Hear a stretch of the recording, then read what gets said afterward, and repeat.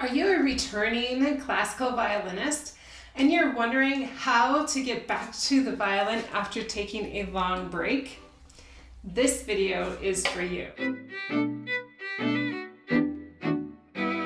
Hello, I'm Heather Kay. I specialize in working with dedicated adult violinists who desire to develop impeccable technique and to play with gorgeous tone. In this video, I'm going to give you a breakdown of what to practice after you've taken a long break and you're coming back to the violin.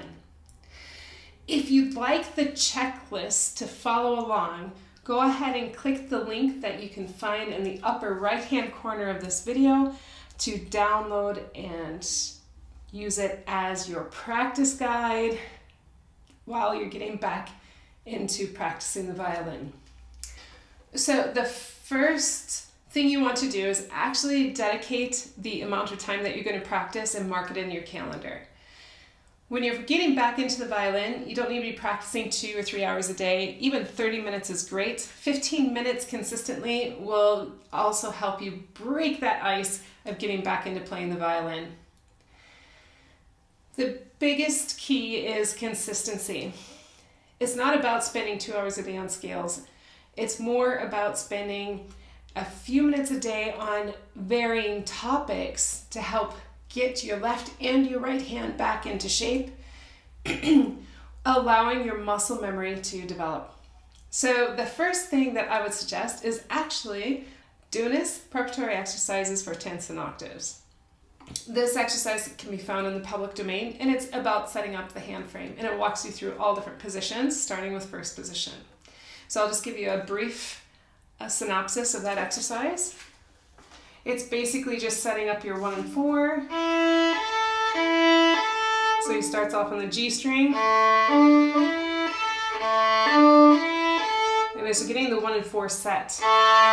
So it's important to remember exactly what is that distance between the 1 and 4 in all positions, starting in first position.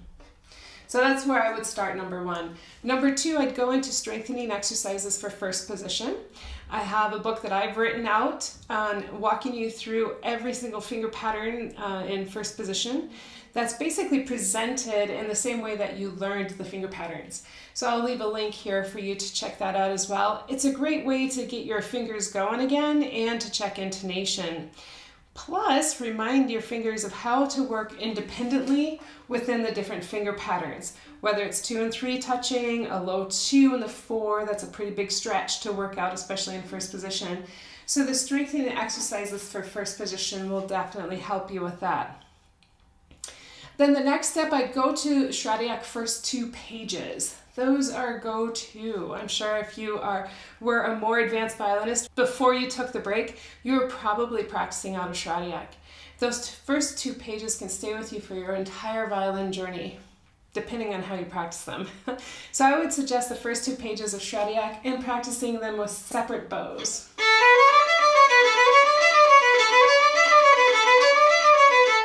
And with a metronome, making sure that your fingers are even, setting your metronome at a slower tempo to listen for clarity and articulation of the left hand, and then slowly increase the speed.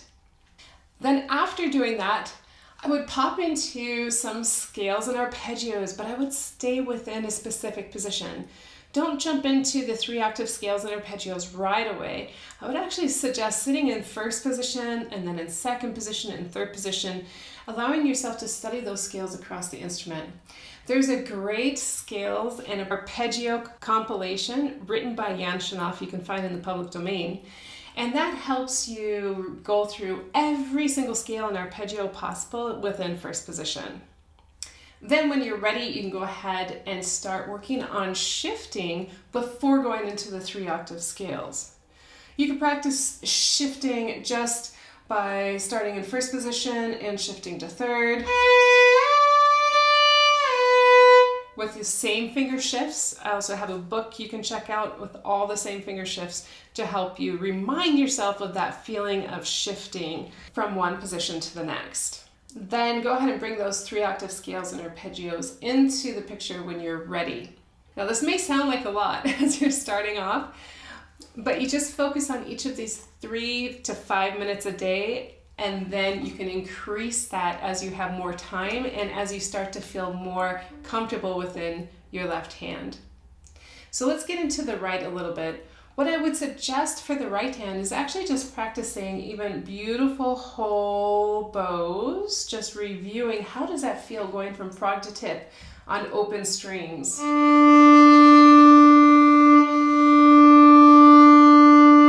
And playing that with beautiful tone, being aware of how your bow arm feels, staying relaxed in your shoulder, elbow, wrist, and in the hand and fingers. Open strings for at least 5 minutes a day is a must as a returning violinist. Actually, for all violinists, it's a really good exercise. I do have a tone checklist as well that I'll link here that you can download, keep it on your music stand, and check off on different things that you can practice to help you develop that gorgeous tone as you're getting back to the violin. Then let's get into vibrato. If you've taken a break, your vibrato most likely is not where you had it before the break. I would dedicate at least 3 to 5 minutes on working on vibrato. And depending on where you were before you took the break, will be a very big significant factor on what is the state of your vibrato after the break. If you felt good about your vibrato before the break, then it's just a matter of remembering. However, if you felt like your vibrato was lacking before the break, don't expect it to be any better after the break. You may want to check out my video prep exercises for vibrato to help you work your way in. If you're satisfied with your vibrato before and you feel like it's doing pretty okay after the break, then before taking it to scales, I would investigate every finger. And you could do that starting in 3rd position. It's the easiest position to vibrate in, the most comfortable position. So you could just practice each individual string.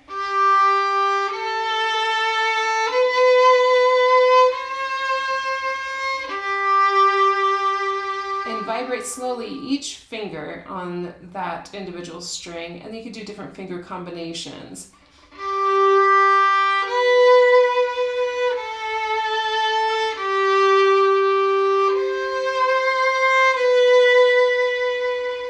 I would think of slow and gentle and not really going into this wild, fast vibrato as you're getting back into the violin. And then of course you want to be practicing the vibrato that you had before. So before the break, if you had a beautiful hand vibrato, stick with the hand vibrato. If before the break you had a beautiful arm vibrato, stick with that vibrato. Don't try and make it more difficult by learning a second vibrato as you're coming back into the violin. Then I would start taking it to 1st position and applying it to your scales. My favorite go-to book for bow technique is Sevcek, Opus 340 Variations. If you've gone through that book with a teacher who knows how to teach it before the break, then just familiarize yourself with those exercises. However, if you have never gone through that book with a teacher who knows how to teach it, now's the time. You could easily schedule an appointment with me and we can start getting you working through that book. I would start developing the motion in the fingers because this is where everything lies really in the bow hold as far as having that refined sound. So you could practice just in the middle of the bow, getting your fingers to move. And what you want to do is make sure that you are truly moving the bow with your fingers only.